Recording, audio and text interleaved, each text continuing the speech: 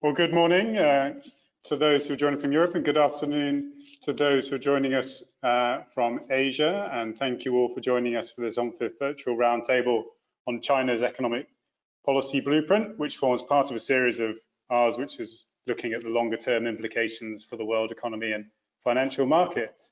My name is Adam Cotter, and I head up the Asia office of UNFIF here in Singapore. Now, to manage and have the best flow of the conversation today, there's going to be a 30-minute discussion between the panelists and myself that we will then use the remaining 30 minutes for Q&A with our attendees. During the Q&A, we welcome participants to ask questions through the questions tab. When submitting a question, please do also introduce yourself. And throughout the session, this time, we're also going to be running 3 polling questions, which I think you can access or answer interactively on the platform itself. The first question will be to ask you your thoughts on China's likely GDP growth in 2020. The second will be on whether you believe there will be further stimulus measures this year. And lastly, through which channels those possible further stimulus may be transmitted. Now, we also kindly ask that all participants place themselves on mute when not speaking to reduce disruption. And this is also a good time to remind you all that this will be an on-the-record conversation. And you can also subscribe to receive our updates by going to onfif.org/subscribe. Now, we're very pleased to have a real stellar lineup of speakers with us today. And given time is short, I'll have to excuse myself, but I'll spare lengthy introductions. But today we have joining us Bert Hoffman, who's director of the East Asian Institute here in Singapore at the National University of Singapore. We have Michael Pettis, Professor of Finance at Guanghua School of Management at Peking University. And we have Lord Adair Turner, Senior Fellow at the Institute for New Economic Thinking and also Chair of the Global Energy Transitions Commission. Now, we're here today to discuss China's economy at a time when the country's biggest political gathering of the year, the Twin or Two Sessions or NPC, is drawing to a conclusion.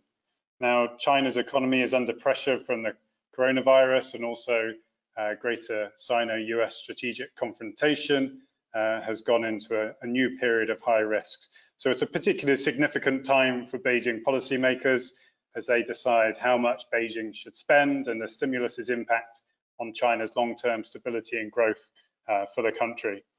So I'd like to really jump straight in and start by asking Bert if he was able to provide a bit of an overview of the range of fiscal and financial policies China has introduced so far to counter the efforts of the epidemic.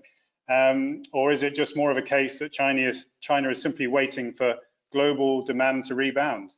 Bert. Okay, thanks.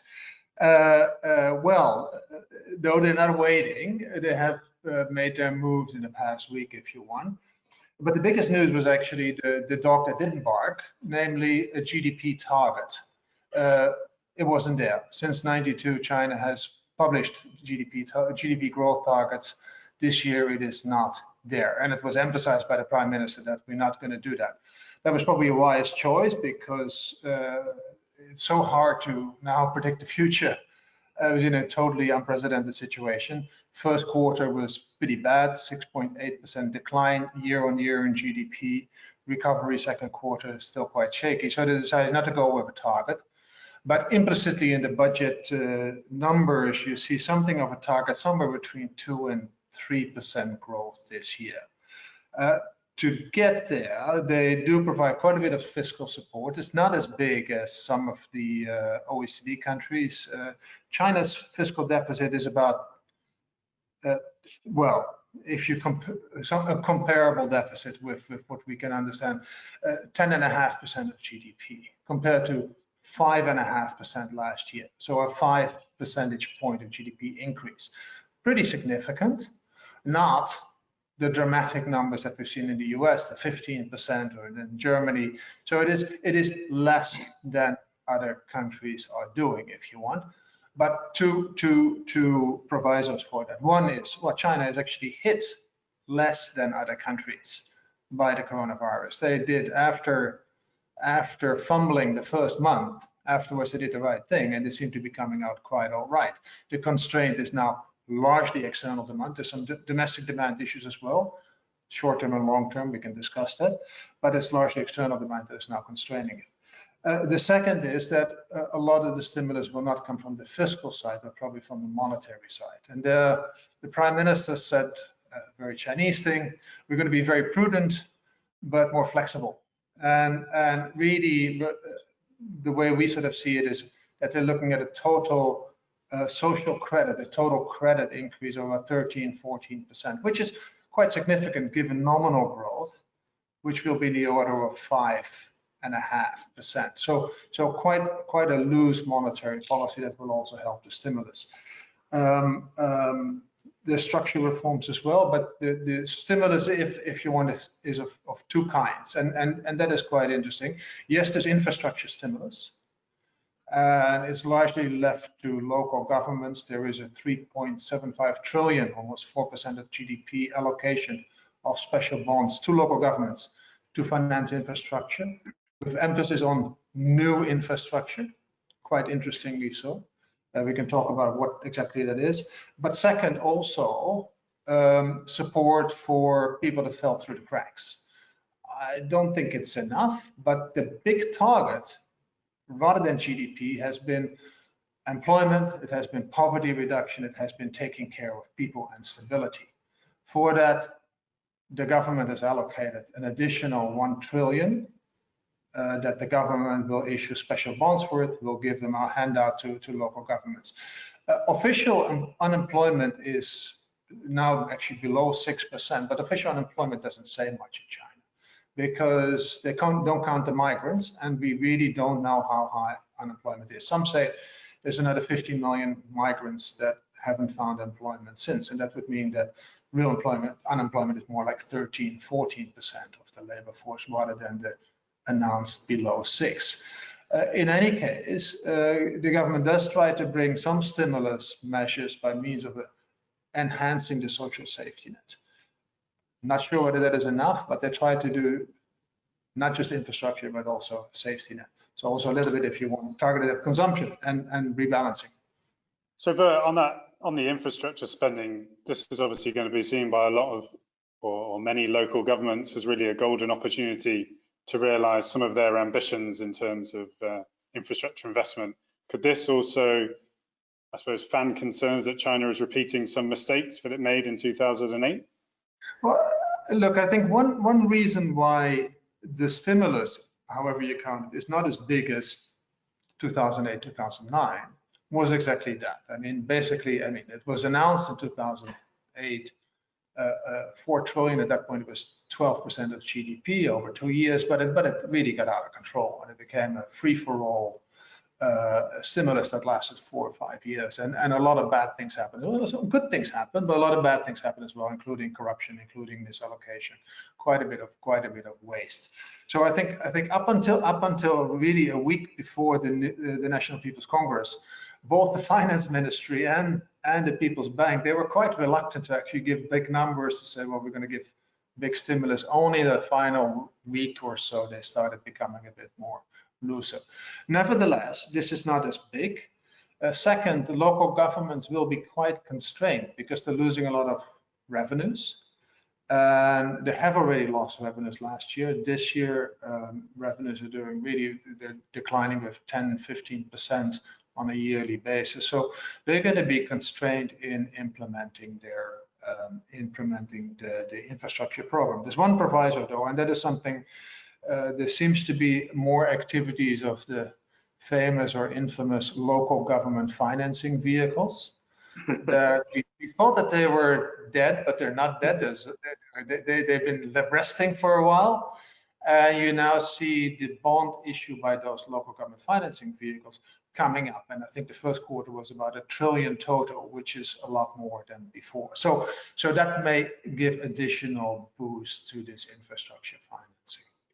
Yes, that's true. Now, Michael, this year's Twin Sessions is clearly very important for Beijing, but beyond the National People's Congress, how do you feel China is doing in using its fiscal and monetary policy to overcome the economic crisis from COVID? Well, I think it's really constrained in a way that it wasn't constrained in the sort of the post 2008 period. You know, in theory, if you have an open capital account and if you peg your currency, your ability to manage the domestic money supply is really constrained. Now, China doesn't have an open capital account. It has sort of a dirty open capital account, and it doesn't peg the currency. It has sort of a dirty peg, which means it has some ability to constrain the domestic money supply, but it's fairly limited in its ability to do so. And I think we've seen that. Adam Tooze refers to it. Adam Tooze, the historian at Columbia, refers to it as the dog that didn't bark. We haven't seen a significant reduction in interest rates. We haven't seen the types of monetary policies that many people were expecting. And I would argue that that shouldn't have come as a surprise. I think, you know, what we forget about the post-2008 period is that although China's current account surplus contracted dramatically, its capital account surplus expanded very rapidly. So as a result, the increase in foreign exchange reserves in the 3 years after 2008 was actually greater than in the 3 years before 2008. Reserves grew at roughly 16% a year in that 3-year period. So under those conditions, it was possible to accommodate a really significant expansion in debt and a very large fiscal deficit through the monetary side.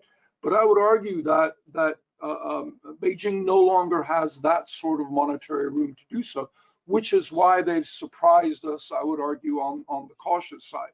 Now, if they really want to expand the money supply without significantly distorting the domestic financial system, they need to increase inflows, and it's not a surprise that that's exactly what Beijing is doing. They've removed all of the constraints on foreign capital inflows. They're encouraging portfolio inflows as rapidly as possible. I would argue in the long term that could create a different set of problems, but in the short term, the total amounts are too small to matter too much in terms of risk, but they are making up for what would otherwise probably be a net outflow on the capital and current account. In other words, flight capital is greater than the current account surplus, or at least the errors and emissions column is greater than the current account surplus column, and errors and emissions is usually a proxy for flight capital. So I think they're really constrained in their ability to do so, and honestly, I don't really know how they're going to get around it. There is a lot of talk of significant fiscal expansion, but I'm just not sure how you do that without accommodating it on the monetary side. And the PBOC seems very nervous about accommodating it on the monetary side. Yeah, the PBOC has been very cautious so far. So that brings me on to you, Adair. I just want to ask whether you thought China could recover as strongly from the ensuing economic fallout from COVID-19 as it did from the 2008 crisis, and also given your role with the Commission, what impact may this have on China's ambitions for a more sustainable growth path in the next 5 years as well? Well, thank you, Adam. I think that is the key question. I think that China has the tools to stimulate the economy in a sense more effectively than Western economies, and I'm not surprised by Bert's suggestion that the growth rate, might be 2% or so, which would not be a bad result compared with what we're going to see in Western countries. But my worry, I don't think it's certain to occur, that it could occur in a way which is relatively unsustainable and which is not building the economy China wants for the future. I mean, I think the overview situation is they've recovered better and faster from the health crisis than one might have anticipated. The supply side of the economy has bounced back. The factories are open, but they now face this major challenge of depressed export demand. Therefore, they will want to stimulate domestic demand. And of course, that is in a sense the 2008-9 situation. And we know what they did in 2008-9. They unleashed really the biggest building boom construction boom that the world has ever seen, with total fixed asset investment going from 41% of GDP to 48% of GDP between 2008 and 2012. And that kept the economy going remarkably well in 2009 and kept urban job creation going. But it had three problems. One, huge amounts of wasted asset investment, of which one of the best measures is that now about 15% of all apartments in China are unoccupied and will probably always be unoccupied. And interestingly, one of the reasons why I was able to confirm that figure, I discussed it with the Chinese Banking Regulatory Commission, and they said, yes, we know they're unoccupied because we get the figures from State Grid, and they're not even connected to electricity. They are literally concrete shells where people have poured concrete into speculations which have really no economic value. That was problem one. Problem two was the very significant increases in leverage in both the banking and shadow banking sector, with which the PBOC and the CBRC have been struggling for the last 5 years. And thirdly, it was very carbon intensive, with carbon emissions going from 7.5 gigatons in 2008 to 10 gigatons by 2012. And that's because it was essentially a concrete pouring stimulus, with China pouring more concrete in about 4 years than America did in the whole of the 20th century. So I think the big challenge is, how do they now stimulate the economy without repeating those problems? Bert has given us some of the overall figures. The way I think of what they're going on, you can think of it in three categories.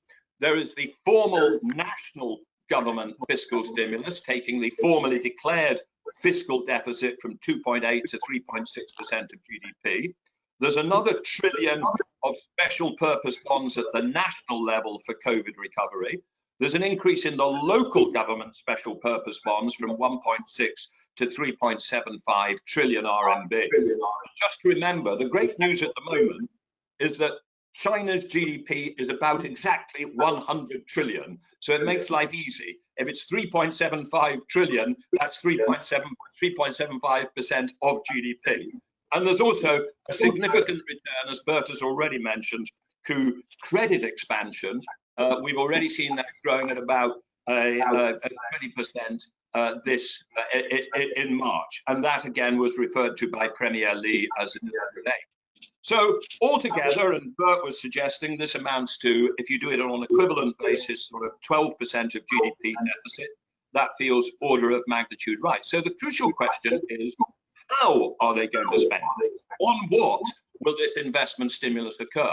And there's this big debate going on in China at the moment, or it's referred to as a choice between traditional infrastructure, by which people mean highways, airports, the subway systems and the water systems that support real estate development, convention centers, all the stuff that local governments do to support the development of a city, and this phrase, new infrastructure, where the buzzwords are 5G, AI, IoT, data centers, optical fiber. Though sometimes it's interesting, people chuck into that UHV transmission lines and sometimes high-speed rail, although high-speed rail is actually not all that different in some ways from highways. Now, I think the interesting thing is there's a lot of sense in them focusing on those new infrastructures of the future, but we have to be realistic about how big a role it can play in a short-term multiplier stimulus. And it's simply a matter of adding up the figures. If you take what is currently likely to be spent on 5G, AI, IoT, etc., you just work out how much it costs to roll out a 5G network with all the base stations and all the optical fiber. There's an interesting exercise by Bloomberg New Energy Finance. They add it all up and they say that this year could be $60 billion, 400 billion RMB, 0.4% of GDP. So if you go out and double that, you're still only an extra 0.4% of GDP stimulus, compared with those special purpose bonds of 3.75 trillion, which has been given to the local governments, 3.75% of GDP. If the local governments tried to spend even a third of all those local government bonds on this new infrastructure, they literally almost couldn't do it. And that, of course, reflects the fundamental point about information and communication technology. Information and communication technology is precisely an incredibly powerful technology because it's keep collapsing. It's just almost impossible to have a high investment rate focused on 5G and optical fiber. And that means that from my point of view, wearing my energy transition hat, my concern is that they will inevitably gravitate at the local government level. And as Bert says, they have quite a lot of freedom at local government to decide how to do it. They'll revert to what they know how to do from last time, which is to pour concrete, to create wasted assets, to create leverage, and to create more carbon emissions. The challenge, I think, and what we're arguing for in China at the moment, is to focus on some things which could be reasonably big investments, not as big as that traditional infrastructure, but still not trivial. Things like renewable energy, wind and solar, development of the grid systems. You can make that come to 1.5% of GDP, and also to accept that there will be a significant amount on things which are like traditional infrastructure, but to make sure that that is as green as possible, energy efficient urban development in the right places. The other final thing to say is, of course, that China should be thinking about its demographic and long-term context. The population will reach a peak in about 4 years' time, and then it will begin to have to decline. And the urbanization rate has already reached 61%, and indeed I think it's effectively in some sense a bit higher, because even the rural areas have things which to us look like townships, which we might count as urban. In that environment, there are third and fourth tier cities whose population is never going to increase. So if they pour more concrete in those third and fourth tier cities, it will be a complete waste of Chinese national assets. So those are some of the things which I'm looking at. Overall, I think the Chinese economy, I see there was a question earlier, what do you think the growth rate will be? I think I'm going to go with Bert with maybe 2, 3 or 3%. The IMF says about 1%, but China will come through this with, I think, a slight rate of growth. I think it will contain the unemployment problems, clearly higher than the official figures suggest. I think it will manage to keep the economy going, but will it take the opportunity to really pivot round to the greener, high technology economy, which it needs for the future? I think it might, but I think there's all to play for in some of the debates. And it wasn't clear from the text of Beijing, a speech on Friday, how far they will really do it. Yes, no, I think, well, hopefully the whole crisis has triggered a conversation about the relationship between humans and nature, given some of the links that scientists have made. But I think it is an important point. There was obviously a lot of stimulus into high quality but relatively basic infrastructure, as you say, Adair, like roads and bridges. And it seems that the 2020 stimulus has been targeted towards areas that will help China transition to a high-driven economy. But I think you made a good point there. It's important to distinguish between how the local governments may interpret this opportunity for investment and also Beijing's plans to reduce China's dependence on foreign technology as well. So I'm glad you brought up the growth target as well. Angela, do we have the results of that first poll? Yes, it's on the screen now. Okay, so 2 to 3% does seem to be the more favourable outlook. So I think that was both Bert and Adair's prediction as well. I'm not sure if Michael made a prediction. He avoided that one. I didn't, but I'm assuming 2 to 3%. Actually, Adam, could I talk a little bit about what GDP growth means in the context of China? Please do. One of the points that I try to make quite regularly is that it's a mistake to think that that GDP growth in China is comparable to GDP growth in other countries. we were having a debate here in China whether GDP growth was going to remain at the original around 6% target, or whether they were going to lower it to 2 to 3% or abandon it altogether. And the very fact that you can debate what you want GDP growth to be should give us real pause. And I would argue that the important distinction to understand is that in most countries, GDP growth is a system's output. The economy does what it does. We measure certain things we agree to measure. And then the difference in those two measures is the growth in the economy. And it may not be a great proxy for what's really happening in the economy, but it's broadly speaking a proxy. But in China, that isn't the case at all. GDP growth isn't an output. If it is, then then I'm really pleased with the fact that I've been able to predict GDP growth with perfect accuracy for the last 7 years. Quite frankly, everyone else has been able to predict it with perfect accuracy because it's just the GDP growth target. And the GDP growth target is a system's input. Beijing decides what GDP growth is going to be, and governments, local governments, are tasked with borrowing whatever is necessary to achieve the economic activity that allows you to meet that target. Now, the reason other countries can't do the same thing is mostly an accounting reason. In other countries, you have typically hard budget constraints, so that if you engage in non-productive activity, you eventually go bankrupt and you must write down that activity. You must write down those investments. And as you write them down, sorry for being a little technical here, but you then reduce the profitability of the business sector, which reduces the value added component of the GDP calculation. So in other words, if you build a factory that makes electric typewriters, that boosts GDP, even though no one buys electric typewriters. When you go bankrupt and write it down, you remove that from the GDP in the future period. In China, you don't have hard budget constraints.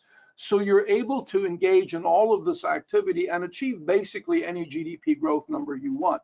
So what I would argue is that if, let's say, our expectations are that GDP growth should be 2 to 3%, which is basically my expectation, and if GDP growth comes in at 4%, our response should not be, wow, the Chinese economy is much healthier than we thought. They can achieve 4%, they can achieve 8% if they want. It just doesn't represent real growth in the underlying economy. And I think if you want to measure real growth in the underlying economy, you should pretty much look at the growth in consumption, which I think we all agree will be negative this year, partly because household disposable income will be down this year because of unemployment, and partly because it looks like household savings rates are going up. So consumption will be down for the year. Exports almost certainly will be down for the year, not the surplus, but total exports. And then finally, business investment, which is the productive kind of investment. But most business investment serves exports or consumption, so that will almost certainly be down for the year. So the real growth in China and the GDP growth number that would be comparable with that of other countries will almost certainly be negative this year. How could it not be, given the intensity of COVID-19? It's all the other stuff that Adair was talking about. The more empty apartments, the more unnecessary bridges, the extending the railway systems, the more electric trains, etc. That's what really gets us from whatever that real number is to whatever the reported number will be. And that reported number is whatever Beijing decides it will be. I know you have previously argued that the Chinese GDP may not be the most relevant metric. So thank you for bringing that up. Now, I mean, Michael, staying with you then on this, do you think this is the beginning of the end for such a centralized level of planning for the Chinese economy? No, not necessarily. Well, I think it's an acceleration of our getting there. When does this game stop? It stops either when Beijing decides that it is too worried about the rise in debt to continue, or when it reaches some sort of debt capacity limit. And when is that? If you had asked me at the beginning of the year, I would have said maybe 4 years, maybe 5. It's hard to imagine this going on for 5 years. But if you look at the impact of debt, last year, according to the official data, the debt to GDP ratio went from 239% to 245%, 6 percentage points increase. This year, I'm assuming nominal GDP growth, like Bert suggests, around 5%. And I'm assuming debt grows more slowly this year than it did last year, which is a crazy assumption. It's already growing faster. But even with those two assumptions, I'm coming up with a increase in the debt to GDP of somewhere between 12 and 18 percentage points. In other words, 2 to 3 times what we saw last year, which was pretty bad. So to me, COVID-19 is an acceleration of the process. It doesn't really change anything.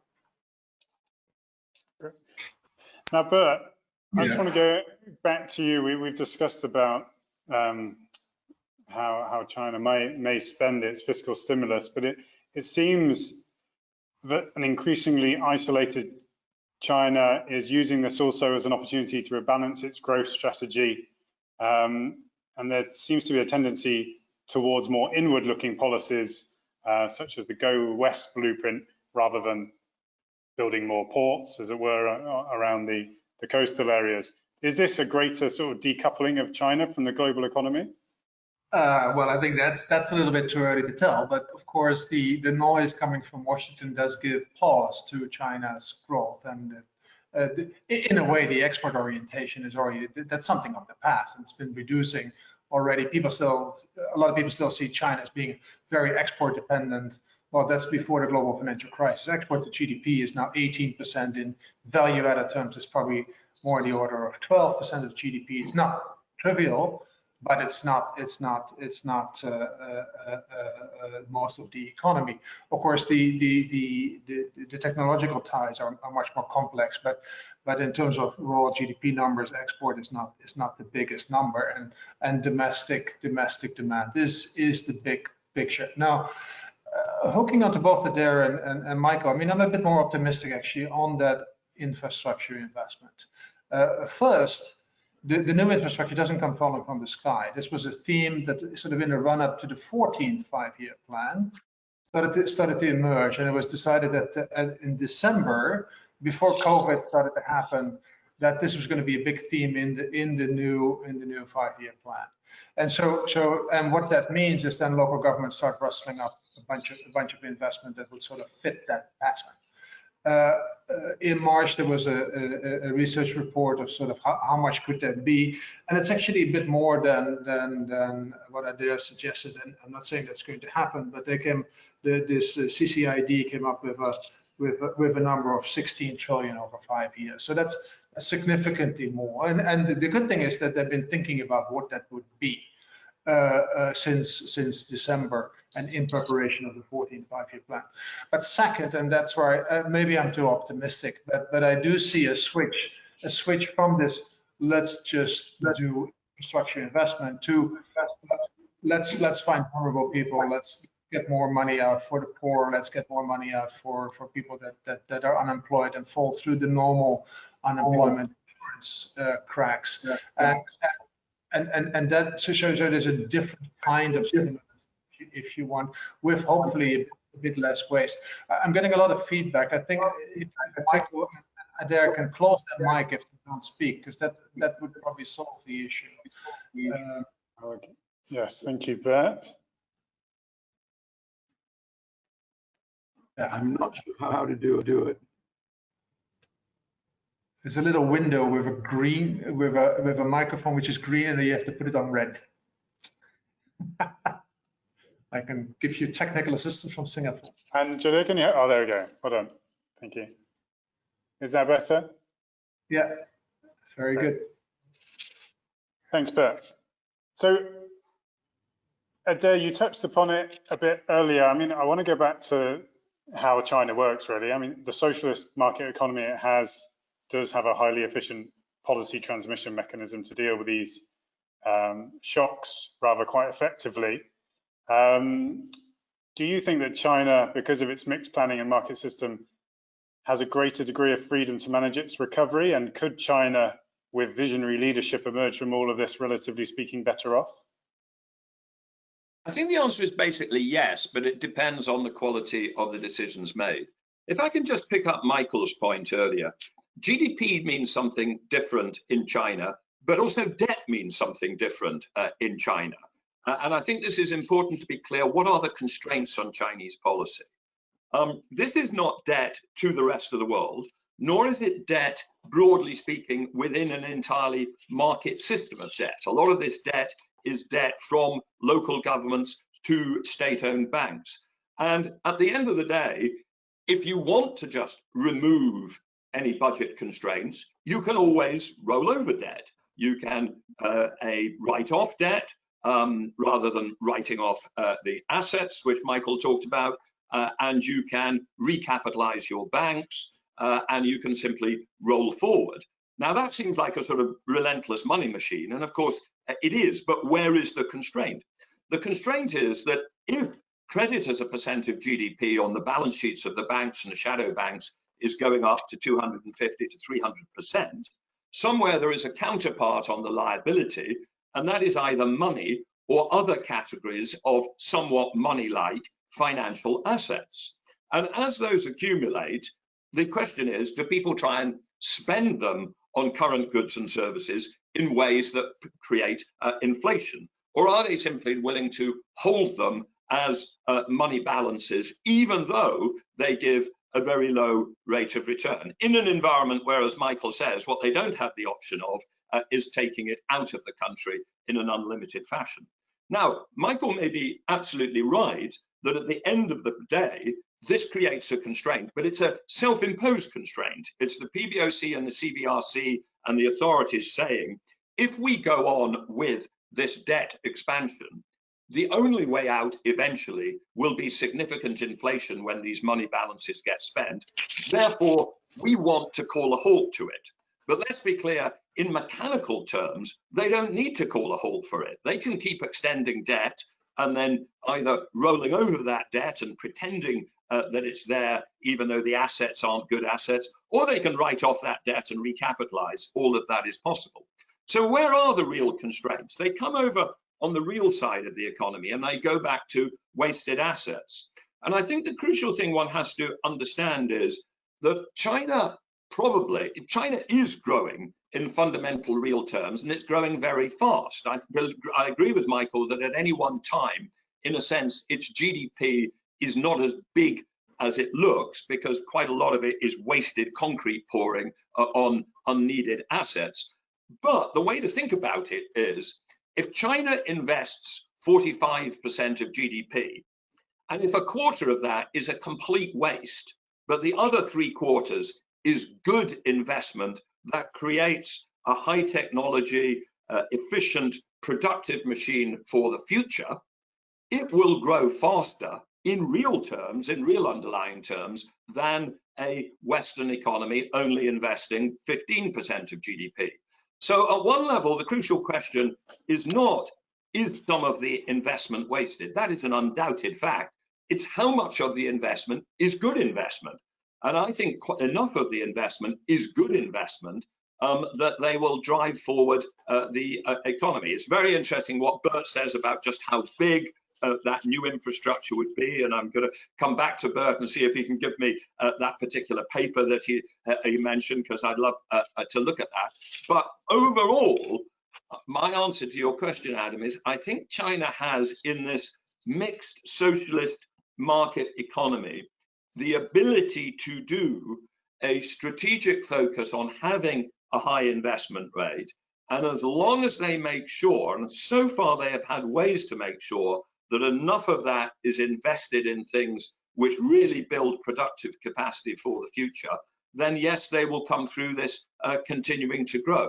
And on balance, I think they will do that, even if 5% of GDP is essentially poured down a concrete hole. Thank you. So Angelia, do we have the second poll question? Do we have the results from that? Have people been submitting their answers? I'm sorry, I haven't shared that yet, but I can share it now. If you could do that, and then we'll come back to that in a bit, because that really relates to the expectation of further stimulus throughout the year as well. So kind of a yes/no answer. We can come back to that in a bit. Now, do of course submit any questions you have. But I want to go back to Bert here just quickly. I mean,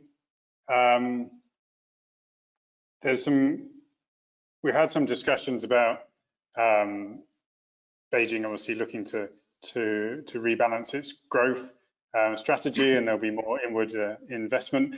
Do you think there could be any chance that in an attempt to stimulate exports, Beijing might see some advantage in letting the renminbi weaken versus the dollar?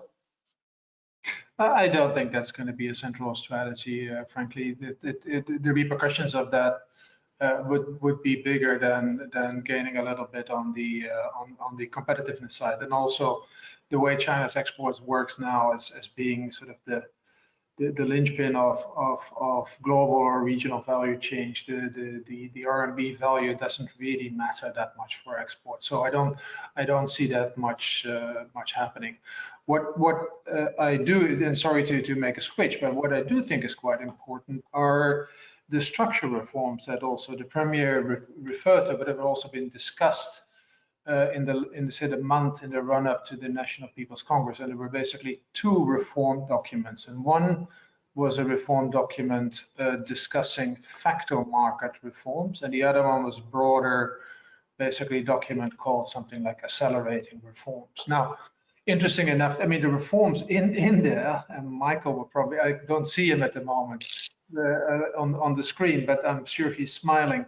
The reforms in those documents was pretty much like what we heard ever since 2013, since the third plenum of the 18th Party Congress. But I found it very interesting to get a repeat of those, and basically an accelerating of the reforms, and especially important, I think, were the hukou reforms and the urban reforms, because there are concrete targets tied to hukou reforms. And during the 13th five-year plan, there was a vague 100 million target. This year will be 100 million as well. So there is a target of hukou conversion from rural to urban of 100 million. And you know, like it or not, but if you want to achieve something in China, you need to put targets to it. Second, and that is good for if you want urbanization, is that the rules of land conversion have become a bit more flexible. That has its own risks, but at the same time, it would allow for an accelerated urbanization. And there I mentioned 61% urbanized, but if you really look at that, 20 percentage point of that are migrants that are not fully part of the urban fabric. There's a huge opportunity for further growth and for further domestic demand, and particularly consumption demand, because having migrants settle in urban areas will be good for consumption as far as I can see. Thanks. Yeah. Thank you, Bert. I suppose on the reform agenda, Michael, if you maybe take yourself off mute, I've got a question for you on whether Beijing's policies on supply side reform and also shadow banking reform may be impacted by the crisis. I don't think China has a supply side problem. I think it has a very severe demand side problem. And unfortunately, most of the reforms, there's a lot of lip service paid towards demand side reforms, but most of the reforms are focused really on improving the efficiency of the supply side. And that really isn't the problem.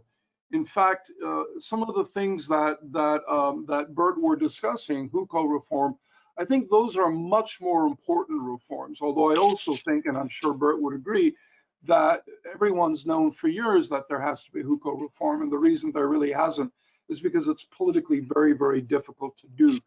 In fact, more generally, and I think this is probably where I would most strongly agree with Adair, I agree that the problem in China is not so much the sustainability of the debt, but rather the fact that it's being backed by assets that are way overvalued. But that worries me, because over time, as that overvaluation gets allocated, it doesn't simply disappear. Effectively, it's allocated to some sector of the economy. And that historically has tended to set off severe financial distress costs. But the more fundamental disagreement really is, what is the source of growth and development? I think there's two ways of thinking of how countries get rich. One way is that if you keep building enough capital stock per capita, eventually it will be a rich country. I'm very uncomfortable with that argument. I would argue that what distinguishes rich countries or advanced economies from undeveloped economies or developing economies is not the number of bridges or the number of high-speed rails. I think it's really the set of institutions, financial institutions, legal institutions, cultural, if you like, educational, bankruptcy law, that whole constellation of institutions that allow in an advanced economy, businesses and workers to be much more productive. You can take a Chinese high-tech guy and move him from Tsinghua University to San Francisco, and he becomes more productive. And to me, that's the real difference. So in the 1980s, China had some level of infrastructure, some level of capital that was appropriate for China, given its level of development, given its institutions. Its actual capital level was way below that because of 50 years of anti-Japanese war, civil war, Maoism, etc. In that case, the best way to get richer is to pour resources into developing the capital stock until you catch up to your ability to absorb it. Once you reach that point, what you have to do is the significant institutional reforms that allow you to absorb higher levels of capital stock productively. And I think that's the problem that China really faces. And in fact, I wouldn't even argue that the reforms, the institutional reforms, are going in the right way. Some people might argue, I'm very hesitant about making this argument while I live in Beijing, but some people might argue that institutional reforms may have actually gone backwards. But the point that I would make is that once you reach that level, you can pile on additional investment, but it's simply not investment that is going to be productively used. It's unnecessary investment. And let me finish just with a wonderful statement by the woman who is the spokesperson for the Ministry of Rails last year. She said something that I thought was fascinating. She said, you know, we have a really big problem in China. The problem we have is that every single town of any size is connected to the rail network. It's very hard for us to continue to expand the railway system. And I thought that was very interesting because in most other countries that wouldn't be a problem. If every city is hooked up to the rail system, then you can stop building railroads. But in China, that's not the approach. The purpose of the rail system is to keep building railroads, and we've run out of our ability to find new places. So now we have to be really creative about building extending the rail system. And I would argue that that's a significant difference. It's the ability to absorb it, not the ability to build it, that really determines whether or not you are an advanced or a developing economy. Of course. Well, I'm sure there's opportunities through Central Asia and connecting Europe for the railway engineers as well. Now, before I just go to some more questions from the attendees today, I just wanted to ask if you had anything to add on the HUCO reforms, its pressure on urbanisation, and obviously, given your role as the chair of the Global Energy Transitions Commission, how that may impact China's green growth path as well. I wanted to pick up what Bert said about urbanization. I think what's interesting about urbanization in China is at one level you can say it's not as far as the 61% suggest. At another level you could say it's further. The argument for saying that the 61% overstates it is that, yes, of that, something like a quarter, a third are migrant workers who live in town, at least for the vast majority of the year, who work in town, but who do not have full rights. And that creates a particular form of urbanization. But let's remember, if we're comparing it with urbanization in Brazil, we would include within urbanization in Brazil a whole load of people living in barrios in Rio de Janeiro who would not have full economic rights, who would be somewhat peripheral to that. When we count urbanization in Nairobi, we count the 1 million people who live in the Kibera slum. I mean, so the fact that there are people somewhat separate from the absolute core of the urbanization goes one way. And the other thing to say, the bit that goes the other way, is that in what is called the rural areas in China, you will actually come across things which we would describe as a mid-sized town. And in quite a lot of migrant workers work in other rural areas in factories in what look to us like mid-sized towns. So the issue of whether in the designated rural areas there are people who are living what we would think of as quasi-urban lives pushes it the other way. So it's a complicated issue of really calibrating how urbanized China is compared with the figures we would use in another country. But having said that, I mean, clearly hukou reform is a crucial issue. And it goes back to what I said earlier.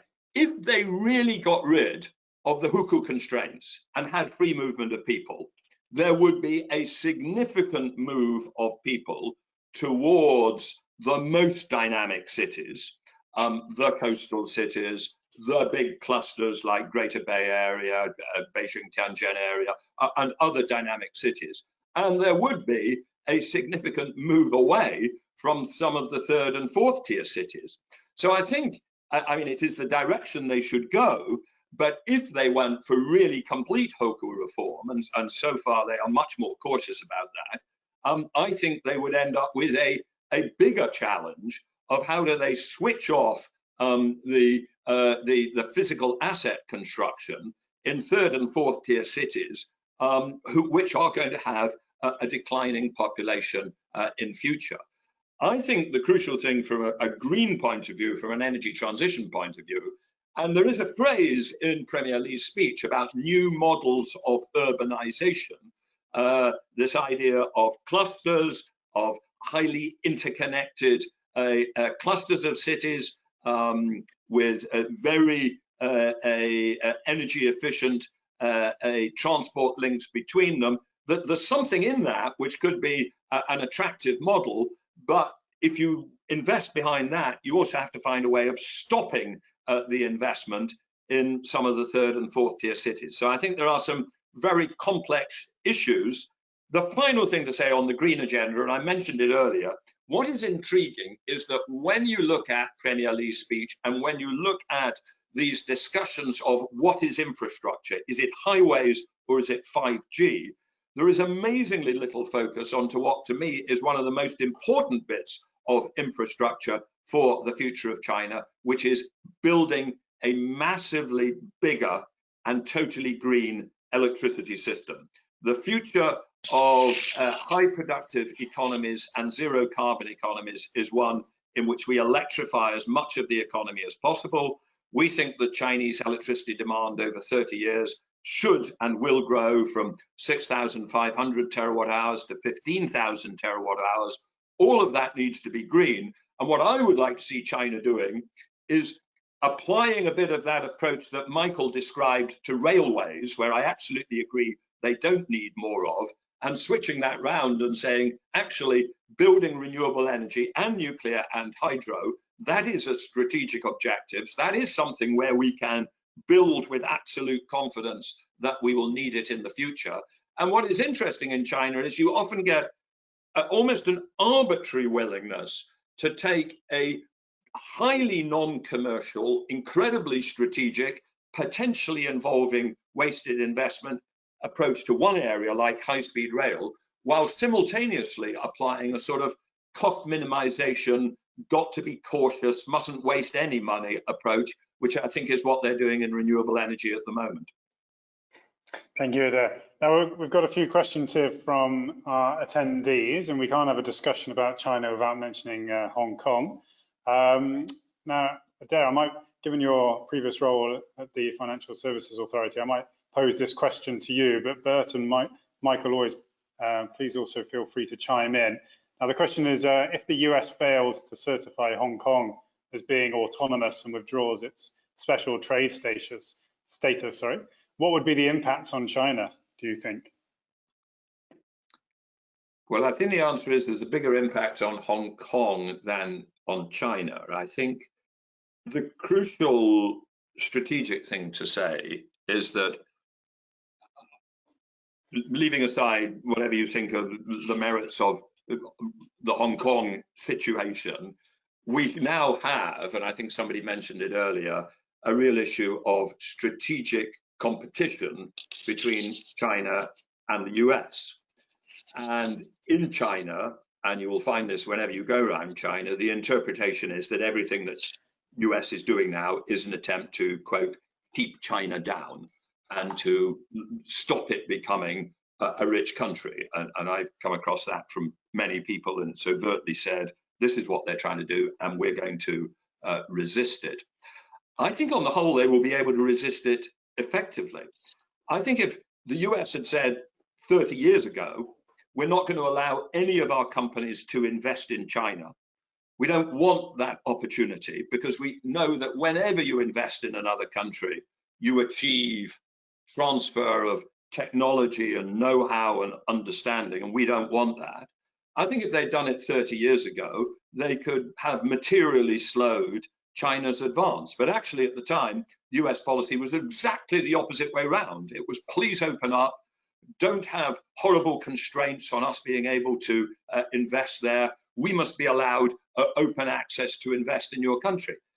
Given that that occurred, and you know it's been going on for 30 years, I think China has got to the stage now where it does not need the rest of the world to anything like the extent that it did 30 years ago. Now, can it switch to a fully autarkic policy quickly? No, there is still a significant export element as percent of GDP, but the current account balance is now roughly in balance. This is not an entirely export level or even primarily export-driven economy, and it is a continental scale economy. There are options for China to grow fundamentally by domestic demand, which are not available, were not available to a Korea or a Taiwan or a Singapore, where you have to grow by export demand because your domestic demand isn't enough. So a continental scale economy has options. I think China will be able to keep growing. I don't think China needs Hong Kong as its avenue to the West to anything like the extent that it needed it 20 years ago, where that was one of the functions of Hong Kong. And therefore, I think that the impact of this on the development of the Chinese economy is not massive. Clearly, it is a very big threat to Hong Kong, which is now, you know, in a very tricky situation, both in terms of the erosion of the one country, two system approach, and in the sense of its economic outlook. Thank you. And Bert, just if you could add a bit to that. Of course, you spent a large part of your career in this part of the world, and through that time, Hong Kong would have very much been the financial centre. Do you foresee what Adair is saying about Hong Kong's importance to China decreasing? No, I largely agree, and Hong Kong just nowadays no longer plays the role that it played 20, 30 years ago. When I started working on China in '92, an absolute must was to always pass by Hong Kong in order to figure out what's going on in China, and you got the real information.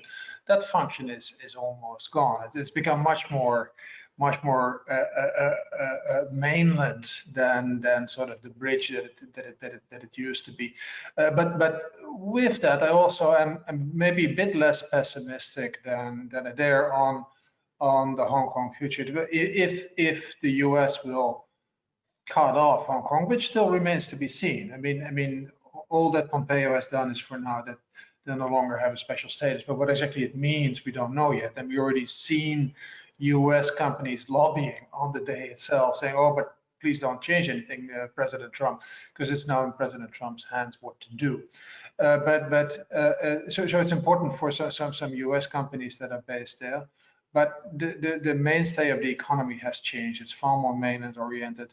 The Hong Kong tycoons, if you want, are driving a lot of the business.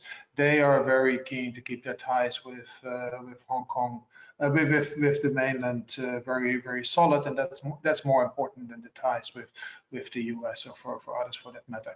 Some activities that require a different legal environment, a very strong legal environment, may move. And that would be a loss for Hong Kong, and maybe places like Singapore, where I live, might benefit from some of that, and some money may move as well, because the investment vehicle function of Hong Kong may be a bit more in doubt if and when there is more mainland influence on the legal system.